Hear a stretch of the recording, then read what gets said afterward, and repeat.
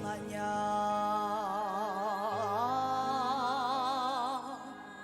서러울 때면 내가 눈물이 되리. 그녀의 목소리에서 천년의 한이 흘러나왔습니다. 단 한 소절에 저는 울음을 참을 수 없었고 제 인생의 모든 방향이 바뀌었습니다. 이 말은 세계적인 다큐멘터리 감독 마이클 터너가 처음 소라 킴의 국악 공연을 보고 남긴 말입니다. 영국 BBC의 수석 다큐멘터리 감독으로 전 세계를 누비며 수많은 문화를 담아온 그가 한국의 전통소리에 왜 이토록 마음을 빼앗겼을까요? 사연 시작하겠습니다. 솔직히 말하자면 처음에 저는 그저 평범한 K-팝 다큐멘터리를 만들러 한국에 왔습니다.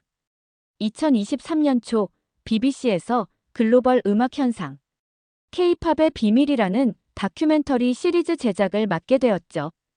영국 랭커셔 출신인 마이클 터너는 20년 경력의 베테랑 다큐멘터리 감독이었습니다. 그는 아프리카 부족 음악부터 남미의 전통 춤까지 세계 각국의 문화를 카메라에 담아왔지만 사실 아시아 문화에 대해서는 내심 거리감을 느끼고 있었습니다. 제가 아시아 문화, 특히 한국에 대해 얼마나 무지했는지 고백하자면 부끄러울 정도입니다. BTS와 블랙핑크 정도만 알았고 한국은 그저 현대적이고 세련된 K-팝 공장 같은 곳이라 생각했어요. 전통 문화? 솔직히 그런 건 중국이나 일본에만 있다고 여겼습니다. 마이클은 서울에 도착한 첫 주 K-팝 아이돌 그룹들과 엔터테인먼트 회사들을 취재하며 바쁜 일정을 보냈습니다. 어느 금요일 저녁, 그는 다음 일정을 준비하기 위해 대학로를 지나고 있었습니다. 그날은 비가 내렸어요. 우산을 들고 대학로의 좁은 골목을 걸어가는데 어디선가 이상한 소리가 들려왔습니다. 처음엔 무슨 소리인지 전혀 몰랐어요. 서양 오페라 같지도 대중음악 같지도 않은 그야말로 이 세상의 소리가 아닌 것처럼 느껴졌죠. 호기심에 이끌려 마이클은 소리가 나는 작은 극장을 찾아갔습니다. 100석 정도의 아담한 공연장, 그곳에서 한 젊은 여성이 무대 위에 서 있었습니다. 비에 젖은 벽에 붙어있던 A4 크기의 낡은 포스터가 눈에 들어왔습니다. 소라 김, 현대적 시각으로 본 판소리. 그 속 그녀의 사진 속 눈빛은 마치 날 들어보라고 말하는 것 같았어요. 뭔가에 이끌리듯 몇천 원 하는 입장료를 내고 들어갔는데 그 순간이 제 인생을 완전히 뒤바꿔 놓을 줄은 상상도 못했죠. 마이클은 공연장 맨 뒷자리에 앉았습니다. 무대에는 한복을 현대적으로 재해석한 의상을 입은 20대 후반의 여성이 서 있었고 그 옆에는 북을 치는 남성 연주자가 있었습니다. 그녀가 첫 소리를 내는 순간 제 온몸에 전율이 흘렀습니다. 그건 제가 지금까지 들어본 어떤 음악과도 달랐어요. 그 목소리에는 서양 음악에서는 결코 표현할 수 없는 한이라는 감정이 깃들어 있었습니다. 나중에야 알게 됐지만 한국 음악 특유의 식임새라는 꺾는 소리가 영혼 깊은 곳까지 파고들었던 거죠. 한국어를 거의 이해하지 못했지만 그녀의 목소리에 담긴 감정은 마치 화살처럼 제 가슴을 꿰뚫었습니다. 소라는 전통 판소리 춘향가의 한 대목을 현대적으로 재해석해 부르고 있었습니다. 그녀의 목소리는 때로는 메아리치는 강물 같았고 때로는 산을 가르는 번개 같았습니다. 그런데 정말 놀라운 일이 일어났어요. 그녀가 갑자기 윤복희의 여러분을 판소리 창법으로 부르기 시작한 거예요. 제가 처음으로 한국어 가사를 조금이나마 이해할 수 있었던 노래였죠. 마이클은 그 순간을 결코 잊을 수 없다고 말합니다. 소라의 목소리가 내가 만약 슬퍼하면 여러분도 슬퍼요라고 노래할 때 그는 갑자기 자기 뺨에 눈물이 흐르는 것을 느꼈습니다. 제가 운다는 사실이 믿기지 않았어요. 전 감정적인 사람이 아닙니다. 20년간 세계의 가장 아름다운 음악들을 들어왔지만 그저 전문가적 시각으로 평가할 뿐이었어요. 그런데 왜 하필 한국의 이 낯선 소리에 이렇게 눈물을 흘리고 있는 걸까요? 공연이 끝난 후 마이클은 무대 뒤로 가서 소라를 만났습니다. 그는 자신이 BBC 다큐멘터리 감독이라고 소개하며 그녀의 음악에 대해 더 알고 싶다고 말했습니다. 소라는 영어를 완벽하게 구사했어요. 알고 보니 그녀는 한국계 미국인이었고 프린스턴 대학에서 음악학을 전공했다가 할아버지의 영향으로 국악의 길을 택했다고 하더군요. 제가 그녀의 음악에 감동받았다고 말하자 그녀는 웃으며 그게 바로 우리 소리의 힘입니다. 이해하지 못해도 마음으로 느껴지죠라고 말했습니다. 그날 밤 호텔로 돌아온 마이클은 자신의 다큐멘터리 계획을 전면 수정해야겠다고 결심했습니다. K-팝도 좋지만 그는 소라와 같은 젊은 국악인들이 어떻게 수천 년의 전통을 현대에 접목시키는지 그리고 그 소리가 왜 그토록 강력한 감정을 전달할 수 있는지 알고 싶었습니다. 그날 밤 저는 소라의 음악을 찾아 유튜브를 뒤졌습니다.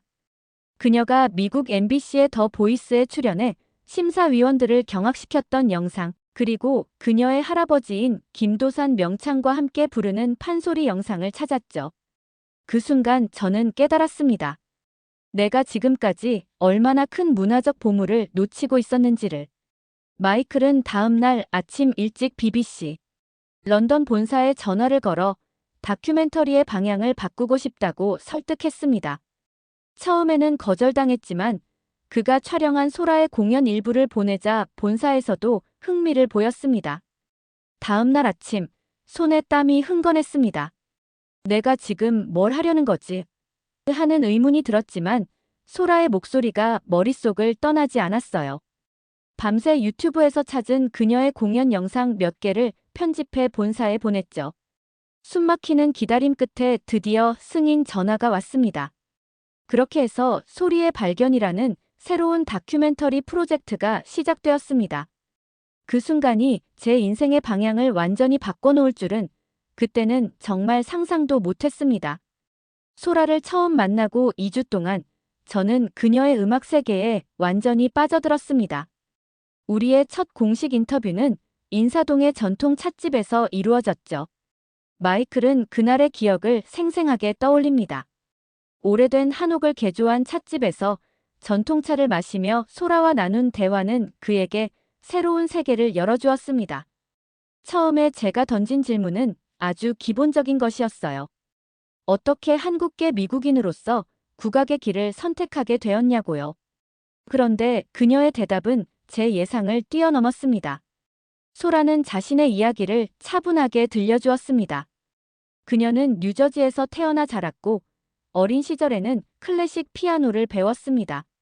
미국 고등학교에서 평범한 10대로 지내던 그녀의 삶은 16살 때 처음 한국을 방문하면서 바뀌었습니다. 소라의 할아버지는 판소리 인간문화재 김도산 명창이셨어요. 그녀가 처음 할아버지의 소리를 들었을 때 그것은 그녀에게도 큰 충격이었다고 해요.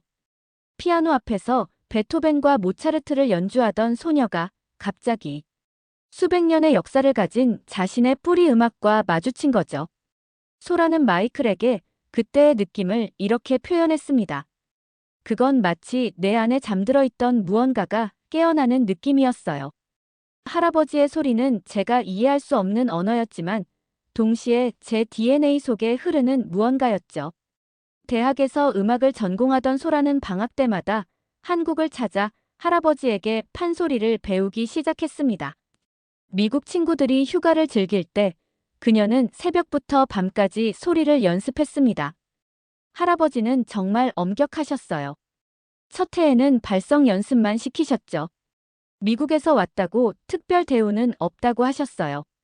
진짜 소리꾼이 되려면 피와 땀을 쏟아야 한다고 말씀하셨죠. 마이클은 소라가 들려주는 국악의 세계에 점점 더 매료되었습니다. 그녀는 판소리의 5바탕인 춘향가, 심청가, 흥보가, 수궁가, 적벽가에 대해 설명하고 각각의 이야기가 어떻게 한국인의 정서와 역사를 담고 있는지 들려주었습니다. 제가 가장 인상 깊었던 것은 소라가 말한 한의 개념이었어요. 서양 언어로는 완벽하게 번역할 수 없는 감정이죠. 그녀는 한이란 단순한 슬픔이 아니라 오랜 시간 가슴 깊이 응어리져 있다가 예술로 승화되는 감정이라고 설명했습니다. 판소리는 그 한을 표현하는 최고의 예술 형태라고요. 마이클과 소라는 점점 더 깊은 대화를 나누었습니다.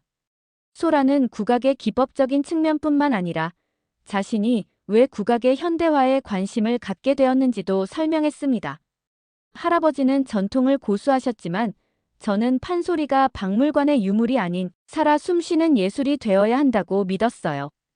판소리의 정신은 지키되 현대인들도 공감할 수 있는 방식으로 재해석하고 싶었죠. 그녀의 말을 들으며 마이클은 자신의 어린 시절을 떠올렸습니다. 그는 스코틀랜드 출신 할머니가 부르던 게일어 노래를 어렴풋이 기억했습니다. 영국에서 태어나고 자란 그에게 그 노래들은 이상하고 먼 세계의 것이었지만 이제 와서 생각해보니 그것도 자신의 뿌리였던 것입니다. 소라에게 제 할머니 이야기를 해주었더니 그녀가 미소를 지으며 말했어요. 우리는 모두 자신의 뿌리를 찾는 과정에 있어요. 당신도 그 과정 중이군요. 인터뷰가 진행되면서 마이클은 소라에게 더 개인적인 질문을 던졌습니다. 어떻게 미국 생활과 한국 전통 사이에서 균형을 잡는지, 가족들은 그녀의 선택에 어떤 반응을 보였는지 등이었습니다. 처음엔 부모님도 반대하셨어요.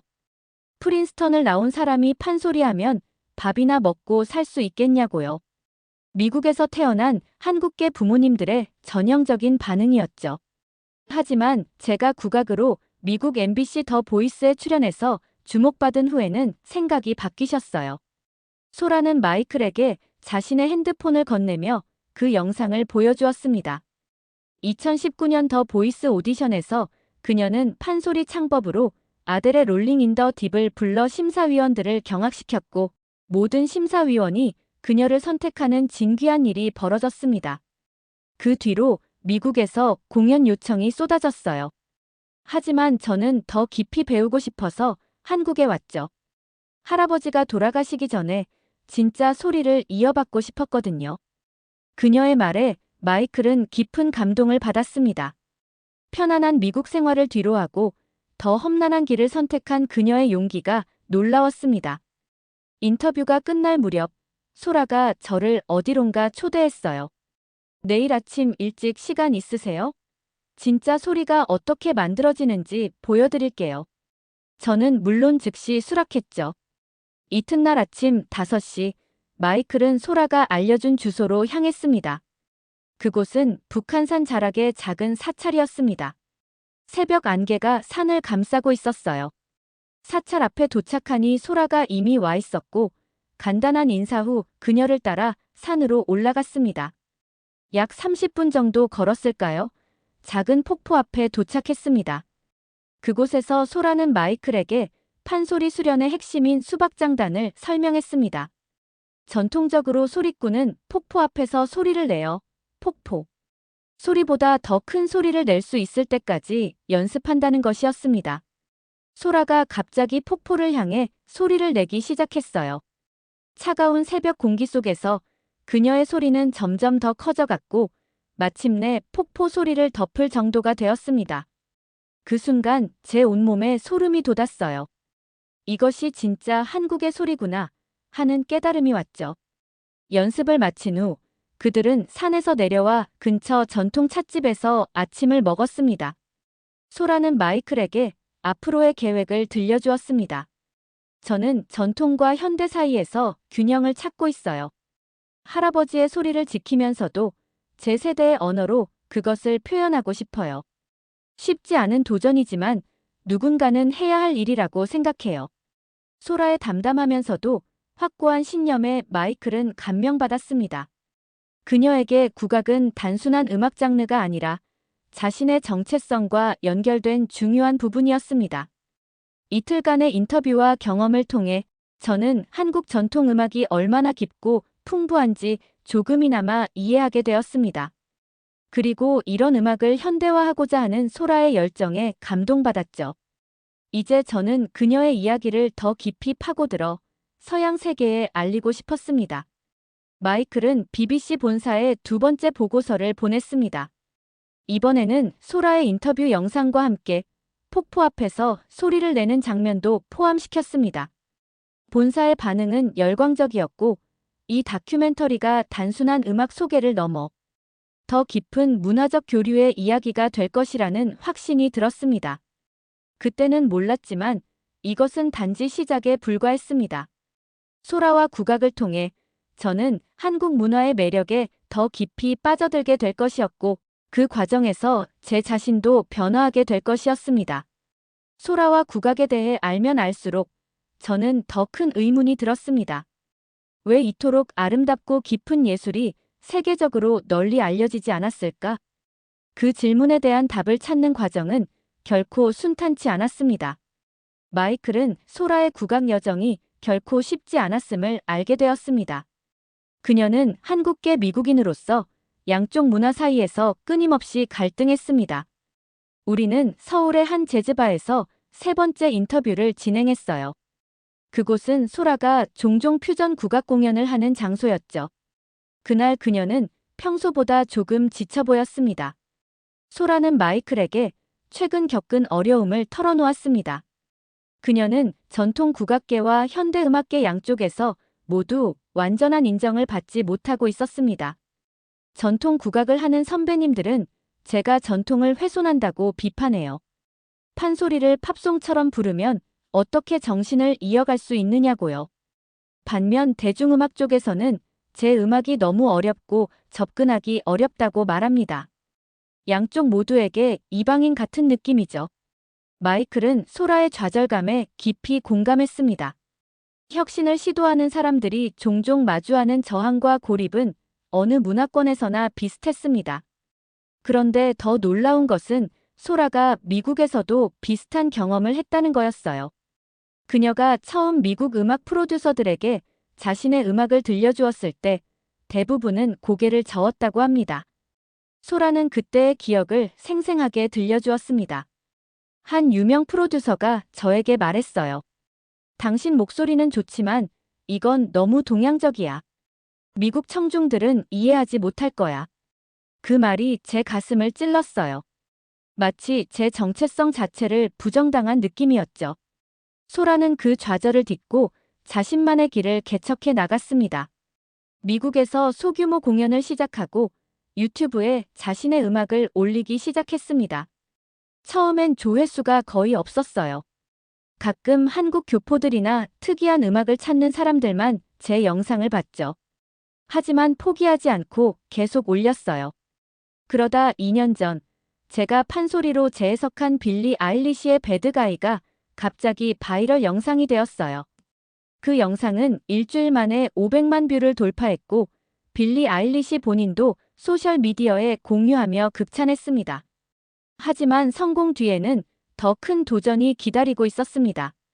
갑자기 공연 요청이 쏟아졌어요. 음반사들도 연락해왔고요. 하지만 대부분은 제 음악을 상업화하고 싶어 했어요. 더 팝스럽게, 더 쉽게 만들라는 요구였죠. 제가 소중히 여기는 국악의 정신을 희석시키는 일이었습니다. 소라는 큰 음반사들의 제안을 거절하고 독립 레이블을 통해 자신의 첫 앨범 비트윈을 발매했습니다. 앨범은 상업적으로 큰 성공을 거두지는 못했지만 음악 평론가들 사이에서 호평을 받았습니다. 그때 접한 한 리뷰가 기억에 남아요. 소라 김은 동서양의 경계를 넘나들며 전통과 현대의 조화를 이루는 독보적인 아티스트라고요. 그 말이 제게 큰 위안이 되었습니다. 마이클은 소라에게 가족의 반응에 대해 물었습니다. 특히 그녀의 할아버지는 그녀의 실험적 시도를 어떻게 받아들였는지 궁금했습니다. 할아버지는 처음엔 많이 반대하셨어요. 소라의 목소리가 살짝 떨렸습니다. 8대째 이어온 가문의 소리를 왜 이렇게 바꾸느냐고 화를 내셨죠.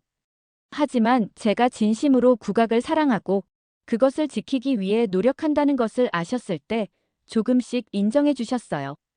소라는 할아버지가 돌아가시기 전 마지막으로 해주신 말씀을 들려주었습니다. 소리는 살아있는 것이다. 내가 내 방식대로 지켜가는 것도 소리다. 그 말씀이 제게는 가장 큰 축복이었습니다. 이야기를 들으며 마이클은 자신의 카메라를 통해 담아낸 소라의 표정들을 떠올렸습니다. 좌절과 기쁨, 고민과 확신이 교차하는 그녀의 얼굴에서 그는 진정한 예술가의 모습을 보았습니다. 이 대화 이후 저는 소라의 음악 너머에 있는 이야기에 더 관심을 갖게 되었어요. 이건 단지 음악 장르의 문제가 아니라 정체성과 문화적 유산, 그리고 예술적 혁신에 관한 이야기였습니다. 마이클은 다큐멘터리의 방향을 조금 바꾸기로 결심했습니다. 단순히 국악을 소개하는 것이 아니라 소라를 통해 현대 사회에서 전통 문화가 어떻게 살아남고 진화하는지 보여주고 싶었습니다. 이 시점에서 저는 소라에게 제안했어요. 그녀의 일상을 더 깊이 따라가고 싶다고요. 공연장 뒤에서의 준비 과정, 연습 시간, 작곡하는 순간들. 그런 사적인 순간들을 담고 싶었습니다. 놀랍게도 소라는 흔쾌히 동의했습니다. 그녀 역시 자신의 이야기가 다른 사람들에게 영감을 줄 수 있기를 바랐던 것입니다. 다음 날부터 우리의 작업은 더 친밀해졌어요. 저는 소라의 일상을 쫓아다니며 카메라에 담았습니다. 그녀가 새벽에 일어나 목소리 훈련을 하는 모습, 작곡을 위해 몇 시간씩 앉아있는 모습, 공연 전 긴장된 순간들까지. 마이클은 특히 소라가 젊은 음악가들과 협업하는 모습에 주목했습니다. 그녀는 재즈 피아니스트, 클래식 첼리스트, 심지어 힙합 프로듀서와도 작업했습니다. 그 과정에서 국악의 요소들이 다양한 장르와 만나 새로운 형태로 재탄생하는 것을 목격했습니다. 한 번은 소라가 한 힙합 프로듀서와 작업하는 현장을 촬영했어요. 그녀가 판소리의 일부분을 부르면 그 프로듀서는 그것을 샘플링해서 비트를 만들었죠.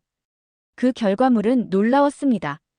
전통적인 한의 정서와 현대적인 리듬이 만나 완전히 새로운 음악이 탄생했어요. 이러한 협업 과정에서도 어려움은 있었습니다. 서로 다른 음악적 배경을 가진 사람들이 소통하는 것은 쉽지 않았고, 때로는 치열한 논쟁이 벌어지기도 했습니다. 한 세션에서 소라와 클래식 음악가들 사이에 의견 충돌이 있었어요. 클래식 연주자들은 정확한 음정과 리듬을 중시했지만 소라는 감정의 표현을 더 중요시했습니다. 판소리에서는 가끔 음정을 미끄러뜨리는 것이 핵심이라고 설명하는 그녀의 모습이 인상적이었어요. 이런 과정을 지켜보며 마이클은 자신도 모르게 소라의 음악에 더 깊이 빠져들었습니다. 그는 매일 밤 촬영한 영상을 검토하며 국악의 매력을 더 깊이 이해하게 되었습니다. 어느 날 저녁 호텔방에서 촬영분을 검토하다가 깨달았어요. 제가 더 이상 외부 관찰자가 아니라는 것을요. 저도 이 이야기의 일부가 되어가고 있었습니다. 소라의 음악을 들으며 제 안에서도 뭔가가 변화하고 있었어요. 마이클은 자신의 어린 시절 스코틀랜드 할머니가 부르던 노래를 다시 찾아보기 시작했습니다. 그리고 그 노래들 속에서도 한국의 판소리와 비슷한 감정, 그리움과 애환을 발견했습니다. 그때 저는 문화적 차이를 넘어 인간의 감정은 보편적이라는 것을 깨달았습니다. 한국의 한과 스코틀랜드의 모낫을 품는 다른 이름으로 불릴 뿐 그 본질은 비슷했던 것이죠. 이러한 깨달음은 마이클의 다큐멘터리 작업에 새로운 층위를 더했습니다. 그는 단지 이국적인 문화를 소개하는 것이 아니라 인간의 보편적 감정과 예술적 표현에 대한 이야기를 하고 싶어졌습니다. 그러나 우리 앞에는 더 큰 도전이 기다리고 있었습니다. 소라의 음악을 더 넓은 세계에 알리는 일이었죠. 우리는 그녀의 첫 유럽 투어를 앞두고 있었고 그곳에서 어떤 반응이 나올지 아무도 예측할 수 없었습니다. 소라의 유럽 투어는 우리 모두에게 도박과도 같았습니다. 유럽 관객들이 한국 전통 소리를 어떻게 받아들일지 그 누구도 예측할 수 없었으니까요. 2023년 가을 소라는 런던, 파리, 베를린, 암스테르담, 바르셀로나를 포함한 유럽 5개 도시 투어를 준비했습니다. 마이클은 BBC의 전폭적인 지원을 받아 이 모든 과정을 카메라에 담았습니다. 첫 공연 장소는 제 고향인 런던의 작은 공연장이었어요. 이름은 크게 알려져 있지 않았지만 실험적인 월드 뮤직을 선보이는 공간으로 음악 애호가들 사이에서는 꽤 유명한 곳이었습니다. 소라는 공연 전날 심한 긴장감에 시달렸습니다. 그녀에게 이번 투어는 단순한 공연 이상의 의미가 있었습니다. 한국 전통 음악의 세계화 가능성을 시험하는 자리였기 때문입니다. 공연 전날 밤 소라의 호텔방에서 마지막 인터뷰를 진행했어요. 그녀는 평소보다 말수가 적었고 창밖을 바라보며 생각에 잠겨 있었습니다. 마이클은 소라에게 이번 투어에 대한 기대와 두려움을 물었습니다. 그녀의 대답은 예상과 달랐습니다. 사실 제 음악이 얼마나 인기를 끌지는 중요하지 않아요.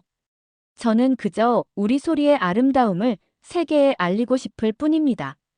단 한 명이라도 이 소리에 감동한다면 그것으로 충분해요. 하지만 그녀의 표정에서는 불안감이 묻어났습니다. 마이클은 카메라를 내려놓고 그녀에게 진심 어린 격려를 건넸습니다. 제가 그녀에게 말했어요. 당신의 소리는 언어의 장벽을 뛰어넘어 사람들의 마음을 움직입니다. 제가 그 첫 번째 증인이니까요. 그 말에 소라가 미소를 지었고 조금 안심하는 듯 했습니다. 공연 당일 200석 규모의 작은 공연장은 완전히 매진되었습니다. 대부분은 월드뮤직 애호가들이었지만 한국 교포들도 상당수 보였습니다. 오후 7시 정각 공연이 시작되었습니다. 소라는 전통 한복을 현대적으로 재해석한 의상을 입고 등장했어요. 무대에는 그녀와 함께 북 연주자, 대금 연주자, 그리고 서양 첼리스트가 함께했습니다. 첫 곡은 전통 판소리 춘향가 중 이별 대목이었습니다. 소라는 영어로 간단히 이야기의 배경을 설명한 후 소리를 시작했습니다. 공연장은 순식간에 다른 세계로 바뀌었습니다. 관객들은 처음에는 호기심 어린 눈으로 보다가 점점 그녀의 목소리에 빠져들었어요. 한국어를 이해하지 못해도 그 소리가 전하는 이별의 슬픔은 모두에게 전해졌습니다. 이어서 소라는 현대곡으로 넘어갔습니다. 그녀가 직접 작곡한 비트윈이라는 곡으로 판소리 창법과 현대음악이 절묘하게 조화를 이루는 작품이었습니다. 이 곡에서 정말 놀라운 일이 벌어졌어요. 첼로의 멜랑콜리한 선율 위에 소라의 판소리가 얹히면서 완전히 새로운 음악적 경험이 창조된 것입니다. 서양과 동양, 과거와 현재가 그녀의 목소리 안에서 하나가 되었습니다. 공연의 후반부에서 소라는 정말 과감한 선택을 했습니다. 그녀는 영국의 전통 민요를 판소리 창법으로 재해석해 불렀습니다. 그 순간 공연장의 분위기가 완전히 바뀌었어요. 관객들의 놀라움과 감동이 손에 잡힐 듯 했습니다. 영국인들에게 너무나 친숙한 노래가 완전히 다른 형태로 재탄생한 것이죠. 하지만 그 안에 담긴 그리움과 슬픔은 오히려 더 강렬하게 다가왔습니다. 공연이 끝난 후 기립박수가 무려 5분간 이어졌습니다. 마이클은 관객들의 표정을 하나하나 카메라에 담았습니다. 놀라움, 감동, 경외감이 뒤섞인 얼굴들이었습니다. 공연 후 인터뷰에서 한 영국인 음악 평론가는 이렇게 말했어요. 소라 김의 음악은 단순한 문화적 혼합이 아닙니다. 그것은 완전히 새로운 예술 형태의 탄생입니다. 그녀의 목소리는 수천 년의 역사를 담고 있으면서도 놀랍도록 현대적입니다. 런던 공연의 성공으로 투어의 분위기는 완전히 바뀌었습니다. 파리, 베를린으로 이어지는 공연에서는 더 큰 공연장으로 장소를 변경해야 할 정도로 티켓 수요가 높았습니다. 베를린 공연 후에는 독일 최고의 클래식 레이블에서 소라에게 앨범 제안을 해왔어요. 그들은 소라의 음악이 가진 독특한 가치를 인정했고 상업적 성공보다는 예술적 완성도를 중시하는 접근을 제안했습니다. 소라는 잠시 고민한 끝에 이 제안을 받아들였습니다. 그녀에게는 자신의 음악을 온전히 표현할 수 있는 기회였기 때문입니다. 암스테르담에서의 공연은 특히 기억에 남아요. 그곳에서 소라는 네덜란드의 전자음악 프로듀서와 즉흥 협연을 펼쳤습니다. 전통 판소리와 최첨단 전자음악의 만남이라니 상상만 해도 기발하지 않나요? 하지만 그 결과물은 모두의 예상을 뛰어넘었습니다. 판소리의 깊은 감성과 전자음악의 미래적 사운드가 만나 완전히 새로운 음악이 탄생했습니다. 공연 영상은 유튜브에 올라간 지 일주일 만에 200만 뷰를 돌파했습니다. 바르셀로나에서의 마지막 공연은 가장 감동적이었습니다. 천석 규모의 공연장이 완전히 매진되었고 관객들은 소라의 모든 곡에 열광했어요. 마지막 곡으로 그녀는 스페인 전통곡 아스투리아스를 판소리 스타일로 편곡해 불렀는데 그야말로 대성공이었습니다. 유럽 투어의 성공은 소라에게 큰 변화를 가져왔습니다. 그녀는 이제 더 이상 양쪽 문화 사이에서 갈등하는 예술가가 아니라 두 세계를 연결하는 다리가 되었습니다. 투어 마지막 날, 바르셀로나의 한 카페에서 소라와 마지막 인터뷰를 진행했어요. 그녀는 완전히 달라져 있었습니다. 눈빛에서 자신감이 넘쳤고 말투에서는 확신이 느껴졌습니다.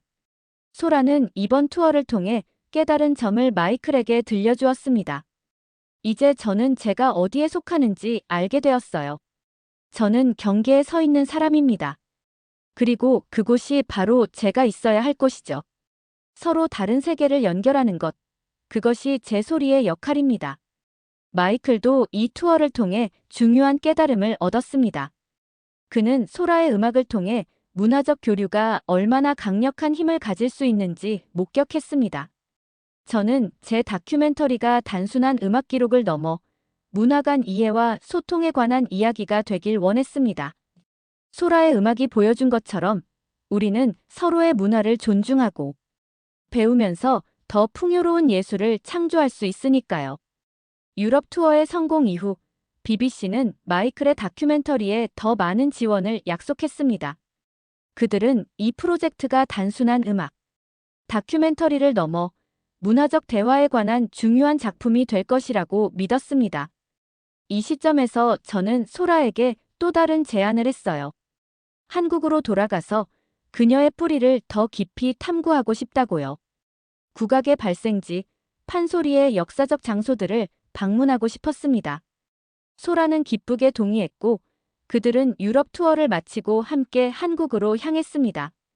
이제 그들 앞에는 더 깊은 문화적 탐험이 기다리고 있었습니다. 소라는 비행기에서 제게 말했어요. 이제 당신을 진짜 한국으로 모시고 갈게요. 제가 사랑하는 그 소리가 태어난 곳으로요. 그 말을 들으며 저는 이 여행이 제 인생을 어떻게 바꿔놓을지 기대하지 않을 수 없었습니다. 한국에 돌아온 우리를 맞이한 것은 전혀 다른 분위기였습니다. 유럽에서의 성공 소식이 한국 언론을 통해 보도되면서 소라는 갑자기 주목받는 인물이 되었습니다. 국악을 세계에 알린 혁신가라는 타이틀이 그녀를 따라다녔죠. 마이클과 소라는 서울에 도착한 직후 빠듯한 일정에 휘말렸습니다. 언론 인터뷰, 공연 요청, 그리고 각종 문화 행사 초청이 쏟아졌습니다. 처음에는 이런 관심이 좋은 기회라고 생각했어요. 하지만 곧 이것이 우리의 진짜 목적 한국 음악의 뿌리를 탐구하는 것을 방해한다는 걸 깨달았습니다. 소라는 과감하게 모든 일정을 취소하고 마이클에게 진정한 한국 전통 음악의 세계로 안내하기로 결심했습니다. 우리의 첫 목적지는 전라남도 고창이었어요. 판소리의 본고장이자 소라의 할아버지가 태어나고 자란 곳이었죠. 현대적인 서울에서 벗어나 한국의 시골로 들어가는 것만으로도 큰 문화적 충격이었습니다. 고창에 도착한 그들은 작은 한옥에 머물렀습니다. 이 한옥은 소라의 할아버지 집안이 대대로 살아온 곳으로 지금은 문화재로 보존되고 있었습니다.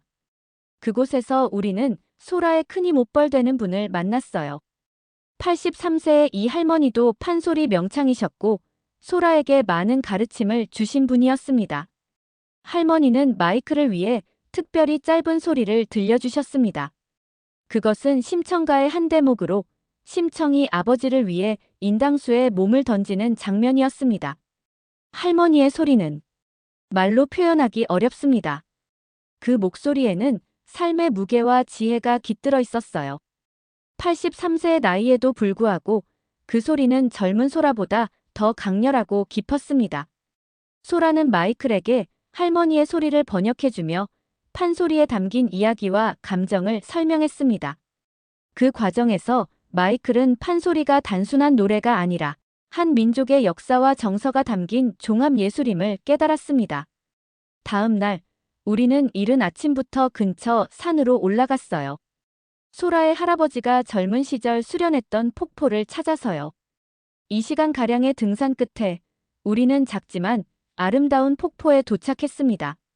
그곳에서 소라는 마이클에게 진정한 판소리의 수련 과정을 보여주었습니다.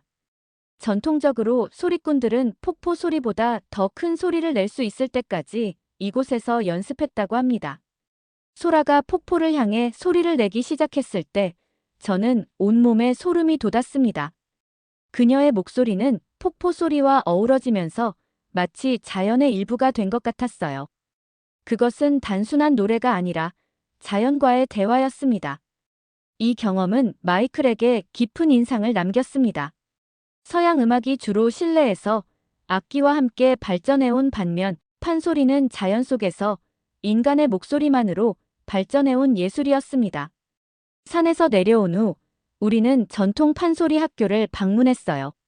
그곳에서는 7살부터 70살까지 다양한 연령대의 사람들이 판소리를 배우고 있었습니다. 학교의 교장은 마이클에게 판소리의 역사와 중요성을 설명해 주었습니다. 판소리는 조선시대에는 주로 서민들의 예술이었지만 시간이 지나면서 모든 계층이 즐기는 국가적 예술로 발전했다고 합니다.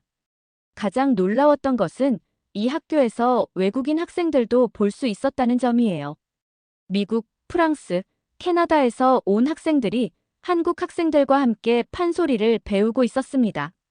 한 미국인 학생과의 인터뷰에서 그녀는 판소리에 매료된 이유를 이렇게 설명했습니다. 판소리는 가장 솔직한 감정 표현이에요. 서양 음악에서는 찾을 수 없는 감정적 깊이가 있습니다. 이 학교 방문을 통해 마이클은 한국 전통 음악이 이미 세계적으로 확산되고 있음을 알게 되었습니다. 그것은 소라와 같은 혁신적인 예술가들 뿐만 아니라 판소리의 전통적인 아름다움에 매료된 외국인들에 의해서도 이루어지고 있었습니다. 다음 목적지는 남도의 작은 마을이었어요. 그곳에서는 매년 전통 판소리 경연대회가 열리는데 우리는 운 좋게도 그 기간에 맞춰 방문할 수 있었습니다. 경연대회는 마을 전체가 축제 분위기로 변하는 대규모 행사였습니다. 전국에서 모인 소리꾼들이 자신의 기량을 뽐내고 관객들은 추임새를 넣으며 함께 호흡했습니다. 이 경연대회에서 저는 한국 판소리의 또 다른 측면을 발견했어요. 그것은 독창적인 예술이면서도 동시에 공동체적인 경험이었습니다. 관객과 소리꾼 사이의 상호작용, 그 에너지가 정말 특별했죠. 마이클은 특히 관객들이 소리꾼의 특정 부분에서 얼쑤, 좋다 같은 추임새를 넣는 전통에 매료되었습니다. 이것은 서양 클래식 음악회의 엄격한 관람 예절과는 완전히 달랐습니다. 소라가 설명하기를 추임새는 단순한 반응이 아니라 소리의 일부라고 했어요. 관객이 적극적으로 참여함으로써 소리꾼은 더 깊은 감정을 끌어낼 수 있다고요. 이런 상호작용은 서양 음악에서는 거의 찾아볼 수 없는 것이었습니다. 경연대회 마지막 날, 소라는 특별 초청 공연자로 무대에 올랐습니다. 그녀는 전통 판소리부터 자신의 현대적 재해석 작품까지 다양한 레퍼토리를 선보였습니다. 소라의 공연은 관객들, 특히 나이 드신 분들에게 특별한 감동을 주었어요. 한 70대 할아버지께서 눈물을 훔치는 모습이 카메라에 담겼는데 그분께 이유를 여쭤보았더니 우리 소리가 세계로 나가는구나 하는 자부심 때문이라고 하셨습니다. 그 말을 들으며 마이클은 문화적 자부심이란 것이 얼마나 중요한지 깨달았습니다. 한국인들에게 국악은 단순한 음악 이상의 것, 즉 정체성과 역사의 일부였습니다. 이 여행의 정점은 전주 한옥마을에서의 공연이었어요. 소라는 유럽에서의 협업을 통해 알게 된 음악가들 영국 첼리스트, 프랑스 재즈 피아니스트, 독일 전자음악 프로듀서를 한국으로 초청했습니다. 그들은 함께 동서의 대화라는 제목의 특별 공연을 준비했습니다. 이 공연은 한국 전통음악과 서양음악의 진정한 융합을 목표로 했습니다. 공연 날 전주 한옥마을의 야외 무대는 꽉 찼습니다. 국내외 언론, 음악산업 관계자들, 그리고 일반 관객들로요. 저는 이 모든 과정을 카메라에 담으며 문화적 교류의 순간을 기록하고 있다는 설렘을 느꼈습니다. 공연은 모든 이의 예상을 뛰어넘는 성공을 거두었습니다. 판소리의 감성적 깊이와 서양 악기의 기술적 정교함이 만나 완전히 새로운 사운드가 탄생했습니다. 가장 감동적인 순간은 마지막 곡이었어요. 소라는 한국의 전통 민요 아리랑을 시작했고 서서히 다른 음악가들이 각자의 음악적 배경을 더해갔습니다. 첼로의 깊은 선율, 피아노의 재즈적 화음, 그리고 전자음악의 현대적 질감이 더해져 아리랑은 점점 세계적인 곡으로 변모해갔습니다. 이 공연을 본 한국 음악평론가는 이렇게 평했습니다. 오늘 우리는 진정한 의미의 월드뮤직이 탄생하는 순간을 목격했다. 이것은 단순한 문화적 혼합이 아니라 상호 존중과 이해를 바탕으로 한 새로운 예술의 탄생이다. 공연 후 마이클은 소라와 다른 음악가들의 뒷이야기를 카메라에 담았습니다. 그들은 처음에는 언어와 음악적 배경의 차이로 인해 어려움을 겪었지만 서로의 문화를 깊이 이해하고 존중하면서 이를 극복했다고 합니다. 영국 첼리스트는 제게 이런 말을 했어요. 판소리에서 사용하는 식임새음을 꺾는 기법을 첼로로 표현하는 것이 가장 어려웠지만 동시에 가장 흥미로운 도전이었다고요. 그는 이 경험을 통해 서양 클래식 음악의 한계를 뛰어넘는 새로운 가능성을 발견했다고 말했습니다. 이 공연의 성공은 국제적으로도 큰 주목을 받았습니다. 뉴욕타임스, 가디언, 르몽드 등 세계적인 언론에서 이 혁신적인 문화 교류를 다루는 기사를 내보냈습니다. BBC 본사에서는 제 다큐멘터리에 대한 기대감이 한층 높아졌어요. 당초 1시간짜리로 계획되었던 것이 2시간짜리 특별 프로그램으로 확대되었고 본사에서는 이 프로젝트를 위한 추가 예산까지 승인해 주었습니다. 마이클은 이제 소라의 음악을 넘어 한국 문화 전반에 대한 관심으로 시야를 넓혔습니다. 그는 한국 음식, 한글, 전통 공예 등 다양한 측면에서 한국 문화의 독특함과 아름다움을 발견했습니다. 저는 한국에서의 경험을 통해 문화란 것이 얼마나 깊고 복잡한지 깨달았습니다. 한국 음악은 단순히 아름다운 소리가 아니라 오랜 역사와 철학, 그리고 사람들의 삶이 담겨 있는 것이었습니다. 이러한 깨달음은 마이클의 다큐멘터리에 더 깊은 차원을 더했습니다. 그는 단순히 음악 다큐멘터리를 만드는 것이 아니라 한 문화의 영혼을 탐구하는 여정을 기록하고 있었습니다. 한국에서의 마지막 날, 소라와 함께 북한산에 올랐어요. 서울 전경이 내려다 보이는 그곳에서 우리는 지난 몇 달간의 여정을 돌아보았습니다. 소라는 제게 말했어요. 이제 당신은 단순한 관찰자가 아니라 우리 문화의 일부가 되었어요. 그 말에 마이클은 깊은 감동을 느꼈습니다. 그는 처음에는 단지 흥미로운 소재를 찾아 한국에 왔지만 이제는 이 문화와 깊은 유대감을 형성하게 되었습니다. 소라의 말처럼 저는 이제 한국 문화의 일부가 된 것 같았어요. 그리고 제 카메라를 통해 이 아름다운 문화를 세계와 나누고 싶었습니다. 한국에서의 경험은 저를 완전히 다른 사람으로 만들었습니다. 이제 저는 세상을 보는 눈이 바뀌었어요. 마치 평생 흑백으로만 보던 세상이 갑자기 컬러로 보이기 시작한 것처럼요. 유럽으로 돌아온 마이클은 수집한 자료들을 정리하며 다큐멘터리 편집 작업에 착수했습니다.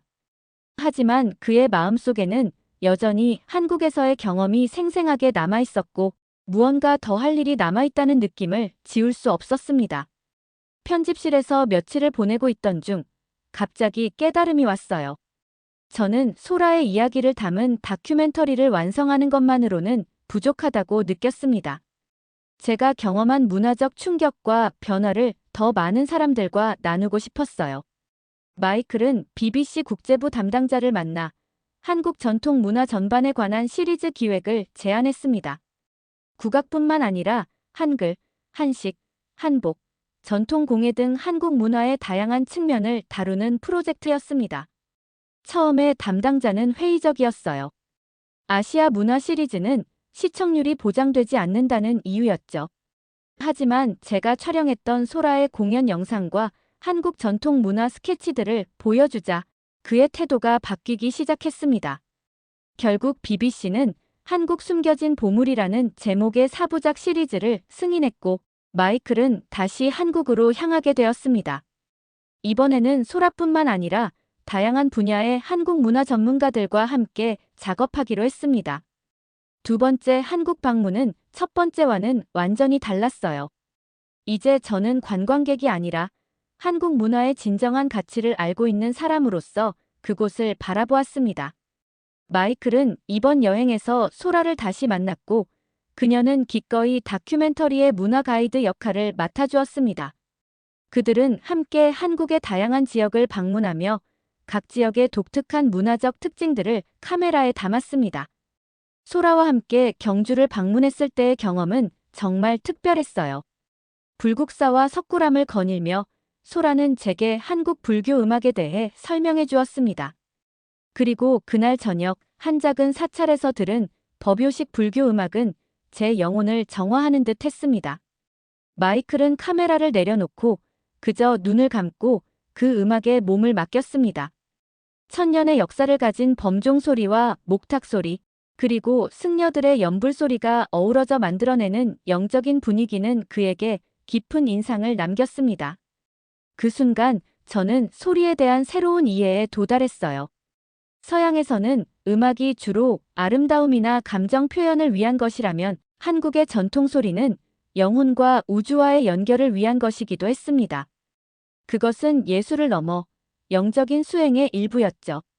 이러한 깨달음은 마이클의 다큐멘터리에 더 깊은 차원을 더했습니다. 그는 이제 단순히 음악적 현상을 기록하는 것이 아니라 소리를 통한 영적 경험을 탐구하고 있었습니다. 경주에서의 체험 후 우리는 전라도의 작은 마을로 향했어요. 그곳에서는 매년 전통굿이 열렸는데 소라는 제게 이것이 한국 음악의 또 다른 뿌리라고 설명했습니다. 굿은 무당이 주관하는 전통 의식으로 북과 진 같은 타악기의 강렬한 리듬과 무당의 노래가 어우러지는 독특한 의례였습니다. 마이클은 처음에는 약간 당황했지만 곧 그 의식에 완전히 빠져들었습니다. 그 의식은 완전히 다른 차원의 경험이었어요. 강렬한 리듬과 무당의 춤, 그리고 마을 사람들의 참여가 만들어내는 집단적 카타르시스는 제가 이전에 경험해 본 적 없는 것이었습니다. 서양의 종교 의식과는 완전히 달랐죠. 소라는 마이클에게 굿이 단순한 미신이 아니라 한국인들이 자연과 조상, 그리고 우주와 소통하는 방식이라고 설명했습니다. 그것은 음악, 춤, 연극, 그리고 종교적 의례가 결합된 종합 예술이었습니다. 다음으로 우리는 제주도를 찾았어요. 그곳에서 저는 해녀들의 노래, 이어도사나를 들었습니다. 바다에 들어가기 전에 부르는 이 노래는 단순하면서도 깊은 감동을 주었어요. 제주 해녀들은 산소통 없이 깊은 바다에 들어가 해산물을 채취하는 강인한 여성들이었습니다. 그들의 노래는 삶과 죽음, 자연과의 투쟁과 조화를 담고 있었습니다. 한 해녀는 제게 말했어요. 노래는 우리의 두려움을 달래주고 서로를 격려해주는 힘이에요.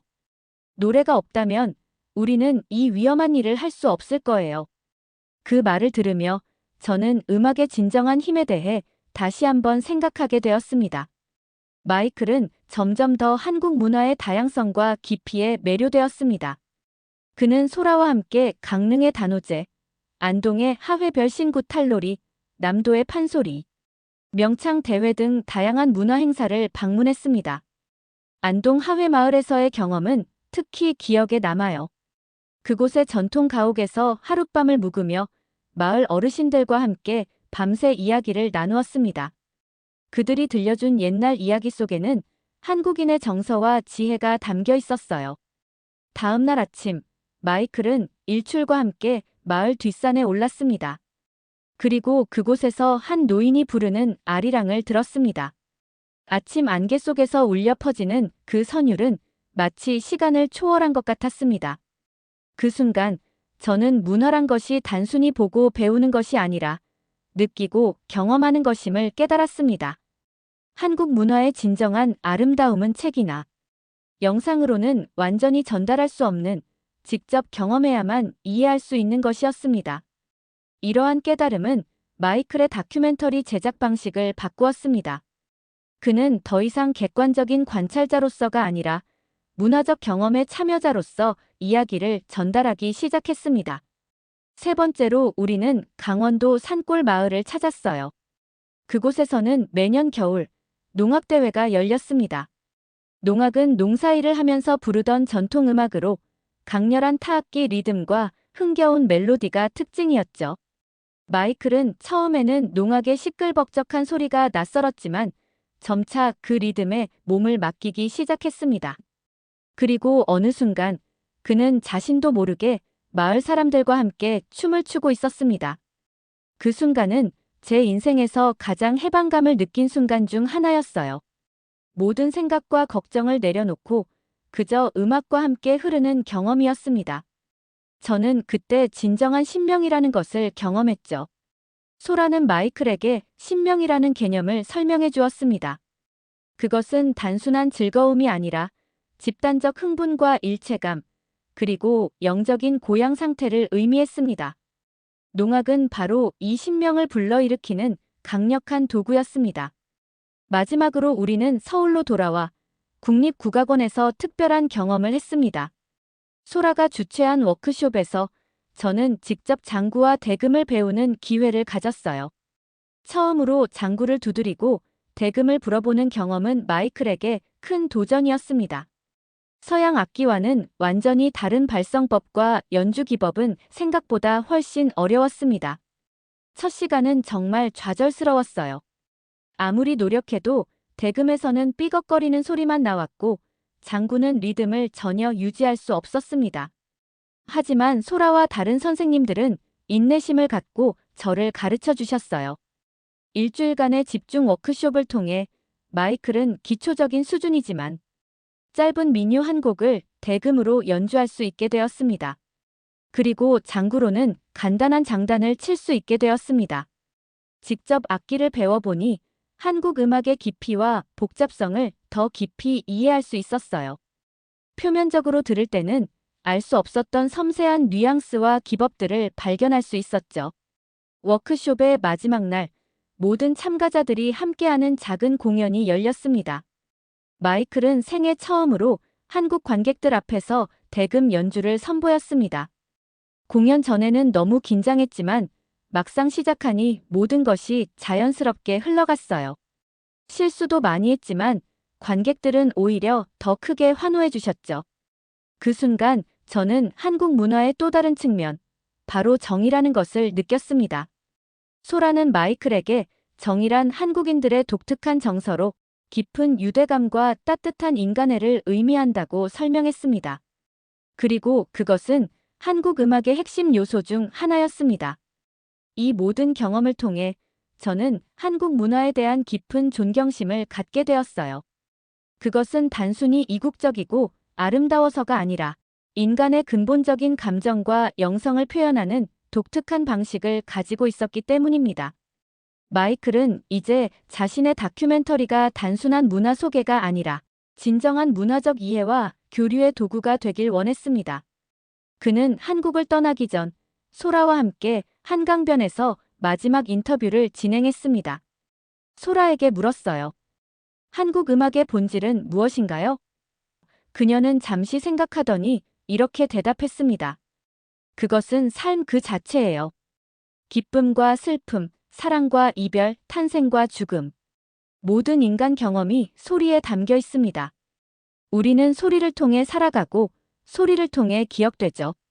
그 말을 들으며 마이클은 자신이 한국에서 발견한 것이 단순한 음악 장르가 아니라 삶을 바라보는 새로운 관점이었음을 깨달았습니다. 이제 저는 소리가 단순히 듣는 것이 아니라 느끼고 경험하는 것임을 알게 되었습니다. 그리고 그 깨달음은 제 인생을 영원히 바꿔놓았습니다. 영국으로 돌아온 후 저는 거의 6개월 동안 편집실에 틀어박혀 있었습니다. 수백 시간의 영상 자료를 정리하고 소라와 한국 문화의 진정한 모습을 세계에 전달하는 일은 제 인생에서 가장 중요한 작업이었으니까요. 마이클은 2023년 말 BBC와 협력하여 두 개의 다큐멘터리를 완성했습니다. 하나는 소리의 발견소라, 김의 음악적 여행이라는 2시간짜리 특별 다큐멘터리였고, 다른 하나는 한국 숨겨진 보물이라는 4부작 시리즈였습니다. 첫 방영을 앞두고 정말 긴장했어요. 과연 영국 시청자들이 한국 문화와 국악에 관심을 가질까? 이 다큐멘터리가 제가 경험한 감동을 제대로 전달할 수 있을까? 그런 의문들이 머릿속을 가득 채웠습니다. 2024년 1월 BBC2에서 소리의 발견이 처음 방영되었습니다. 반응은 마이클의 모든 예상을 뛰어넘었습니다. 첫 방송 시청률이 BBC 다큐멘터리 중 최고 수준을 기록했어요. 더 놀라운 것은 시청자들의 반응이었습니다. 소셜미디어에서는 수많은 사람들이 감동적인 메시지를 남겼고, BBC 웹사이트는 한국 음악과 문화에 관한 문의로 넘쳐났습니다. 특히 인상적이었던 것은 다양한 연령층의 시청자들이 보인 반응이었습니다. 젊은 시청자들은 K-팝 너머의 한국 음악을 발견하게 되어 흥분했고, 나이든 시청자들은 판소리의 깊은 감성에 깊은 공감을 표현했습니다. 한 76세 노신사가 보내온 편지는 지금도 기억에 남아요. 판소리를 듣고 눈물을 흘렸습니다. 그것은 제 어린 시절 스코틀랜드 할머니가 불러주던 갤릭 노래를 떠올리게 했습니다. 언어는 달라도 그 영혼은 같았습니다. 다큐멘터리의 성공은 영국에만 국한되지 않았습니다. BBC 월드와 넷플릭스를 통해 전 세계적으로 방영되면서 한국 전통 음악은 새로운 국제적 관심을 받기 시작했습니다. 특히 감동적이었던 것은 다큐멘터리 방영 이후 소라의 음악적 활동이 전 세계로 확장된 것입니다. 그녀는 로열 앨버트 홀에서의 단독 공연을 성공적으로 마쳤고, 뉴욕 카네기홀, 베를린 필하모니, 시드니 오페라 하우스 등 세계 유수의 공연장에서 초청 공연을 하게 되었습니다.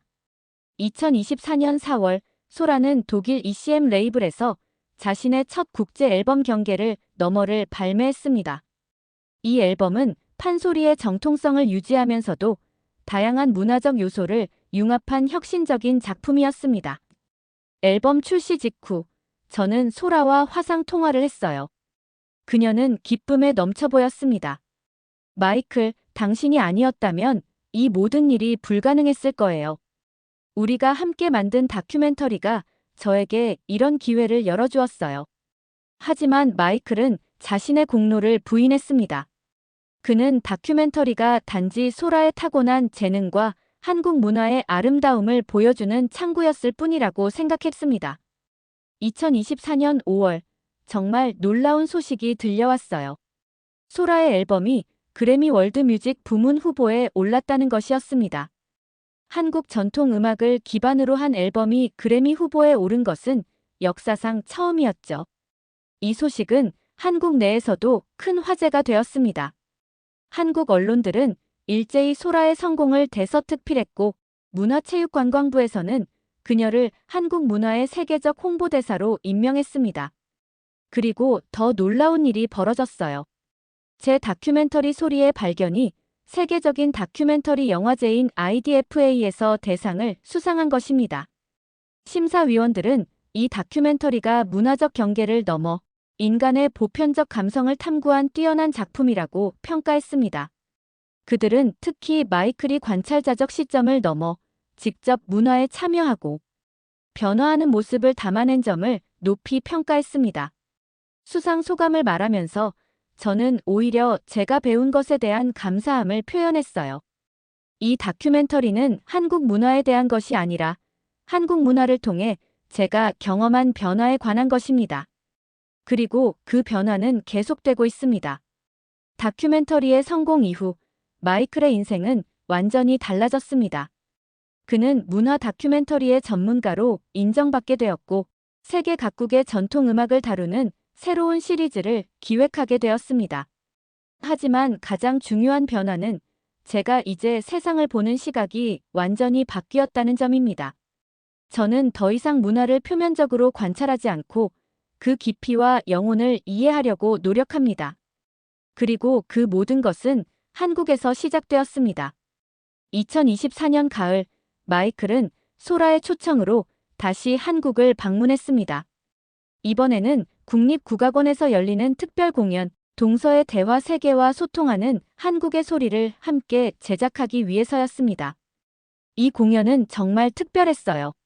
소라를 중심으로 세계 각국의 전통 음악가들이 모여 서로의 문화를 존중하며 새로운 형태의 음악을 창조해냈습니다.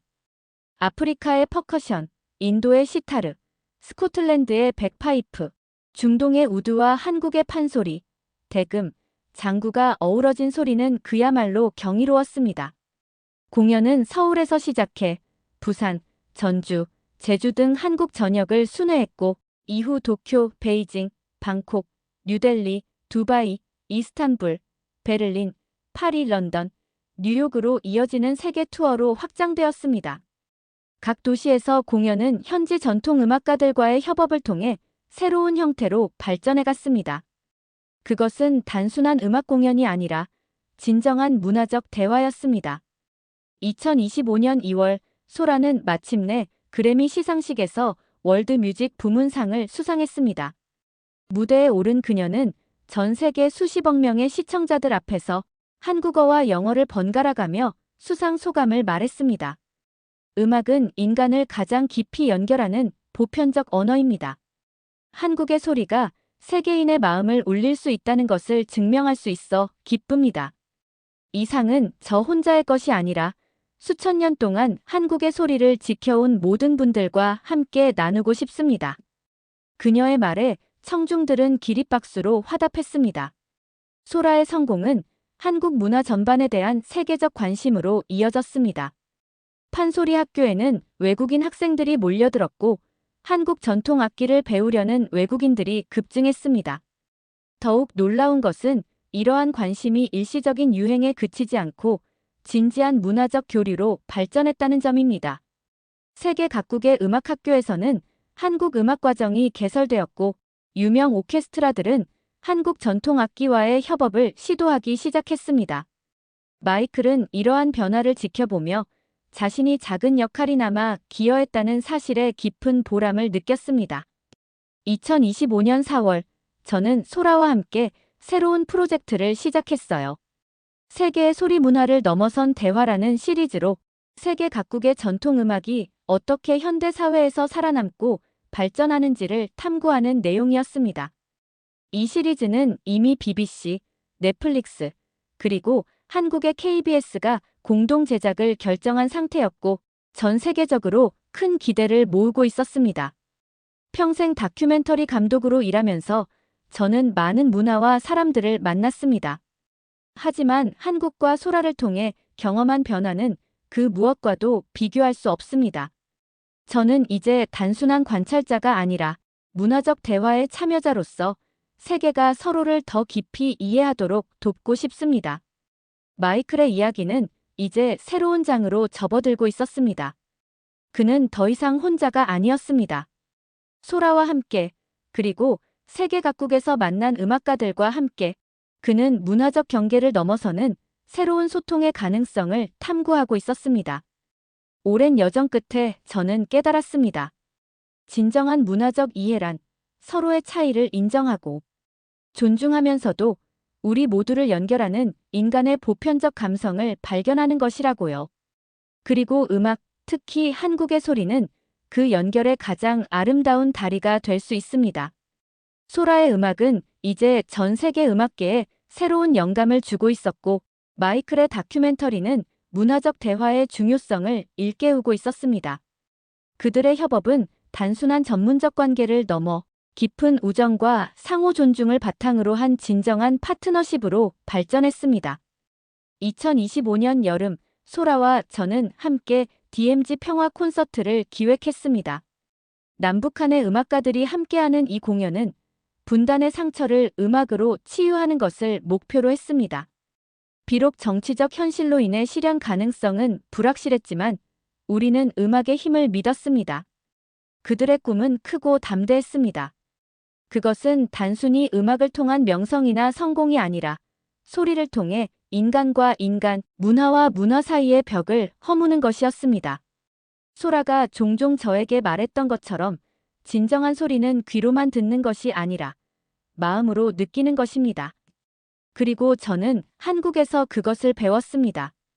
제 인생을 완전히 바꾼 그 소중한 경험을 저는 앞으로도 계속해서 세계와 나누고 싶습니다. 마이클의 이야기는 여기서 끝나지 않습니다. 그것은 계속해서 새로운 문화적 발견과 교류로 이어지고 있습니다.